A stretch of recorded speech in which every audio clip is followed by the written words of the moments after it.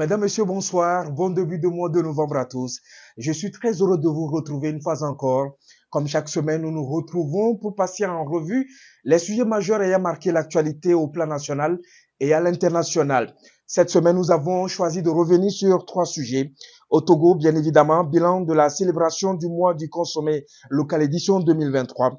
Le quatrième chapitre de cette initiative consacrée donc aux produits locaux est essentiellement axé cette année sur la recherche des stratégies pour stimuler la consommation des biens et services locaux. Au plan national également, le gouvernement crée le fonds d'appui au secteur social, articulé autour donc de deux composantes, un fonds d'appui à la couverture santé universelle nationale et un fonds d'appui aux programmes et projets à caractère social entièrement ou partiellement financés par l'État. Ce mécanisme, précise le gouvernement, vise principalement à centraliser toutes les ressources destinées au financement des besoins du secteur social. Et puis, hors de nos frontières, au Niger, le directeur national de la BCAO, la Banque centrale des États de l'Afrique de l'Ouest, a été de nouveau arrêté mardi dernier, mardi 31 octobre 2023 à Niamey. Il se trouve actuellement entre les mains des services de la sécurité extérieure.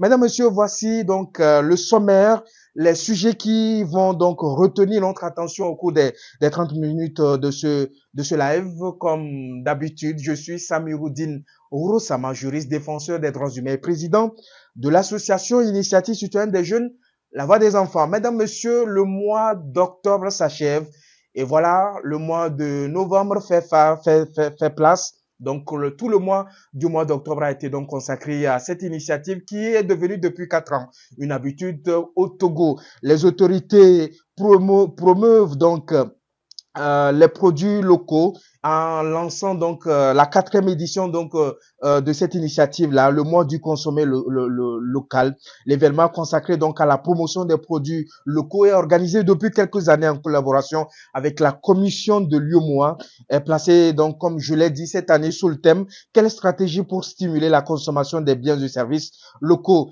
Il faut rappeler que pour cette célébration, un panel de haut niveau sur le thème de l'année a été donc animé, des communications sur la qualité, la certification des produits et la contribution des laboratoires d'analyse à la compétitivité des produits et services également. Il y a eu également au cours de ce mois d'octobre des expositions et ventes des produits made in Togo. Nous avons également assisté donc à ces différents événements-là, des expositions donc sur l'ensemble du territoire national. Par ailleurs, il y a un événement qui a été organisé donc par les différentes parties prenantes pour dresser le bilan des éditions précédentes et afin de renforcer donc la compétitivité des entreprises togolaises. Selon le ministère du Commerce, donc les éditions précédentes du mois du consommé local ont eu des retombées positives sur les acteurs de la chaîne de la consommation locale, comme la hausse de leur chiffre d'affaires et l'augmentation de leur personnel.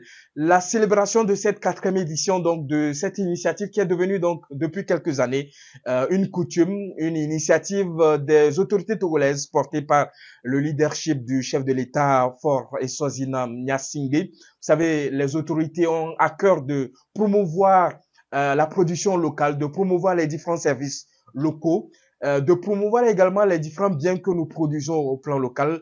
Et comme on le dit toujours, quand on parle des biens locaux, il ne s'agit pas véritablement ou exclusivement des biens produits par les Togolais, mais il peut s'agir, par exemple, des investisseurs ou des industriels qui ont vu en notre pays quelques potentialités, qui ont décidé donc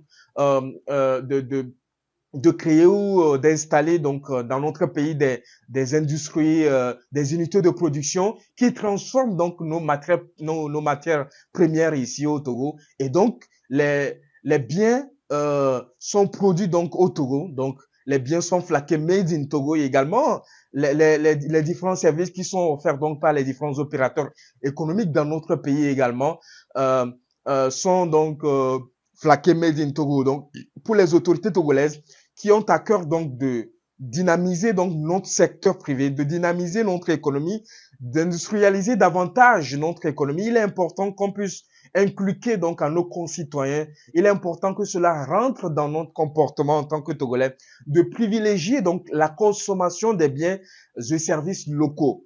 Donc, fort heureusement, depuis 4 années déjà, il y a pas mal d'initiatives qui sont entreprises donc par les plus hautes autorités de notre pays notamment par des actions de sensibilisation pour que les gens comprennent le bien fondé lorsque tu achètes un bien qui est produit au Togo. Par exemple, lorsque tu achètes un fruit, un jus de fruits qui est produit au Togo, l'argent que tu as déboursé pour payer ce bien-là participe donc à encourager, d'abord à encourager ceux qui ont mis en place cette initiative-là, ceux qui ont mis en place ce modèle-là de production, mais cela contribue donc à produire de la richesse. Et quand on produit de la richesse, ça dynamise l'économie, ça permet à notre économie de se renforcer davantage, ça crée de l'emploi, et bien évidemment, ça crée de l'emploi pour les Togolais et tout ça là. Aujourd'hui, nous avons pas mal d'initiatives mise en place par les autorités togolaises qui visent à accompagner ces différents jeunes-là qui ont à cœur donc peut-être la culture de s'adonner donc à la production des matières premières et ensuite de procéder donc à leur transformation sur notre territoire national. Et ces Togolais, ces jeunes Togolais, ces jeunes Togolaises qui ont su développer un certain nombre de services qui euh, représentent une certaine particularité pour notre pays. Les autorités ont mis en place un certain nombre de mécanismes, un certain nombre de mesures pour que, lorsqu'il s'agit donc de se procurer un certain nombre de prestations liées donc aux biens ou liées donc aux services, mais qu'on puisse privilégier donc, comment l'appelle-t-on, la consommation locale, qu'on puisse privilégier donc, comment l'appelle-t-on, le producteur local, qu'on puisse privilégier donc l'opérateur économique local. Donc aujourd'hui, vous avez pas mal de projets. Il y a le FAEJ qui a été mis en place. Il s'agit d'un fonds également qui vise donc à apporter une certaine assistance technique d'abord pour permettre à ce que les jeunes maîtrisent un certain nombre de choses en termes de développement du modèle économique, en termes de mise en place d'un plan d'affaires et également de leur apporter le financement qui est un élément central en vue de développer des initiatives locales, en vue donc de renforcer ou d'accroître la production donc des biens locaux ou des services locaux. Donc, il y a le FAEJ qui a été mis en place en vue d'accompagner donc les jeunes dans ce sens-là. Et vous savez, la volonté manifeste, l'engagement du chef de l'État à ce que les jeunes puissent développer un certain nombre de compétences, ça fait que, depuis quelques années, un certain pourcentage des marchés publics donc est réservé aux jeunes et femmes entrepreneurs, donc qui ont su développer un certain nombre de services.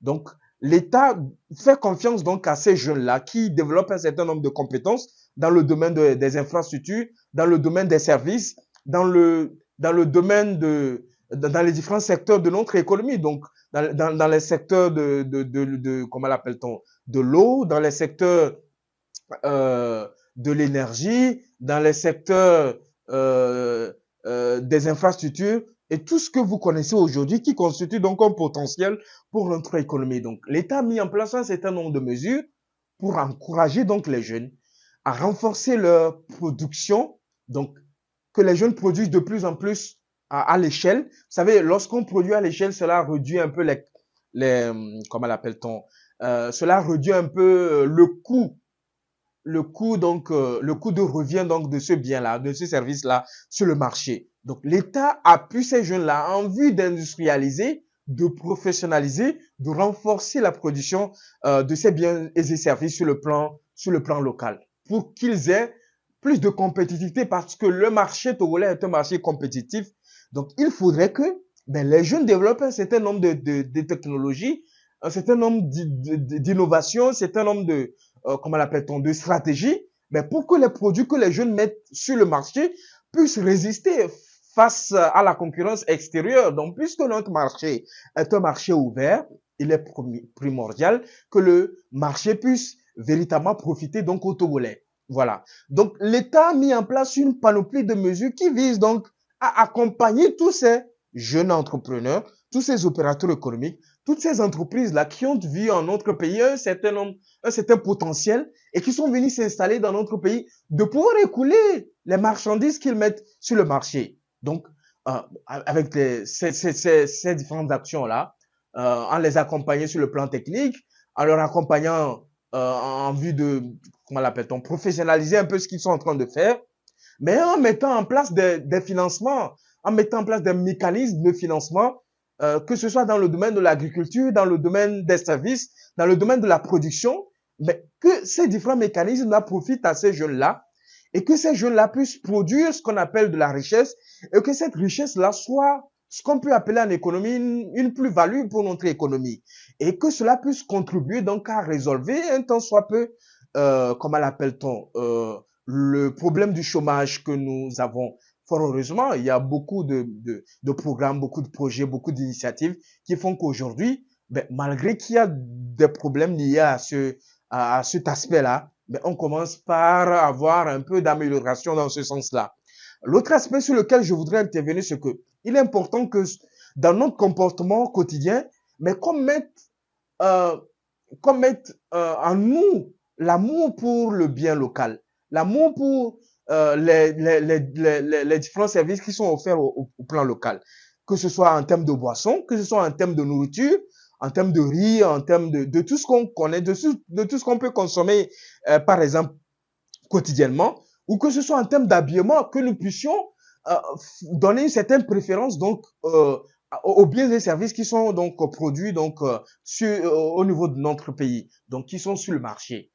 Donc, il faut que cela rentre dans notre habitude, qu'on n'attend pas le mois d'octobre pour qu'on consomme donc le local. Parce que les gens vont dire, ah, c'est vrai qu'on produit localement les choses. Par exemple, le pain. Donc, il y a des pains qui sont produits de façon à base des matières premières locales. Donc, des pains améliorés qui sont beaucoup plus riches que les pains qui sont fabriqués avec les matières premières étrangères que nous avons l'habitude d'acheter. Donc, ça contribue donc à ce que notre santé soit préservée et tout ça là. Les gens vont dire que c'est cher, c'est vrai. Vous savez, la consommation locale, c'est souvent à une petite échelle. C'est pourquoi nous profitons de cette occasion-là pour lancer un appel aux plus hautes autorités de ce pays-là pour qu'on puisse mettre en place des mécanismes qui visent donc à faire quoi? À accompagner ces opérateurs économiques, accompagner ces jeunes entrepreneurs-là qui ont à cœur donc de développer des initiatives locales en faisant quoi? En faisant quoi? À ce que l'État puisse, comment l'appelle-t-on? Il y a un terme assez intéressant qu'on emploie, subventionner un peu le secteur. Subventionner parce que le coût de la production, que ce soit en termes de transformation des produits comme la tomate, en termes de transformation des fruits en jus, ben, la capacité ou le coût de la production pour ces opérateurs, pour ces entrepreneurs là locaux, c'est tellement et c'est extrêmement cher que lorsque les personnes là arrivent à mettre en place ces produits là, sur le marché, le produit devient plus cher, peut-être, et puis le produit ne va pas résister à la compétitivité parce que vous avez un marché concurrentiel, un marché sur lequel il y a des multinationales qui ont une capacité de production énorme et qui se permettent donc de vendre à un moindre coût parce qu'ils ont une production assez importante à une grande échelle. Vous voyez un peu. Donc, je pense qu'il est important que ce soit les acteurs du secteur public, les acteurs du secteur privé, mais également au sein des populations, qu'on puisse s'approprier cette initiative-là, qui est une belle initiative d'ailleurs, développée par les plus hautes autorités de notre pays, et qu'on veille à ce que, ce que nous consommons chez nous, ce qu'on retrouve dans nos plats, ce que nous utilisons pour nous habiller, ce que nous utilisons pour nous chausser et tout ça là, mais que cela soit made in Togo, que cela soit produit au Togo. Mais pourquoi ne pas arriver à ce que les motos que nous utilisons, les voitures que nous utilisons, puisque nos pays ont une ambition énorme de pouvoir transformer nos matières premières sur place. Donc cela passe par là. L'industrialisation un peu de plus en plus croissante pour qu'on puisse avoir un jour tous ces biens que nous utilisons, que cela soit produit dans notre pays. C'est une plus-value pour notre économie. C'est une plus-value pour notre économie. C'est de la création des richesses. C'est de la création des emplois. Et cela permet de résoudre ce problème-là et qu'on puisse véritablement vivre CSO. Parce que quand vous produisez ce que vous maîtrisez davantage, il est important et cela contribue à ce que vos populations ne tombent pas davantage malades. Parce que ce que nous consommons de l'extérieur, on ne dit pas que c'est pas bon, mais on ne maîtrise pas le mécanisme par lequel ces produits-là sont produits. On ne maîtrise pas la qualité des biens qui sont produits. On ne maîtrise pas la qualité des services qui sont proposés au niveau de tous les secteurs que nous avons aujourd'hui. Donc, je pense que au-delà de ce mois d'octobre qui vient de passer, qui est consacré par les autorités comme mois du consommé local, depuis 4 ans déjà, c'est devenu une tradition respectée par le ministère en charge du commerce. Je pense qu'il est important que dans notre maison, dans nos quartiers respectifs, dans nos différentes communautés, qu'on s'approprie l'initiative et qu'on puisse veiller à ce que dans nos pratiques, que cela devienne une réalité. Voilà ce que j'ai voulu échanger avec vous sur ce sujet-là lié donc à ce mois du consommé local. Et j'espère que nous mettrons en pratique tous ces conseils-là, nous mettrons en pratique toutes ces bonnes stratégies-là pour qu'on puisse avoir un marché made in Togo, pour qu'on puisse avoir un marché non seulement concurrentiel, mais on puisse avoir des produits togolais qui concurrencent davantage les produits étrangers.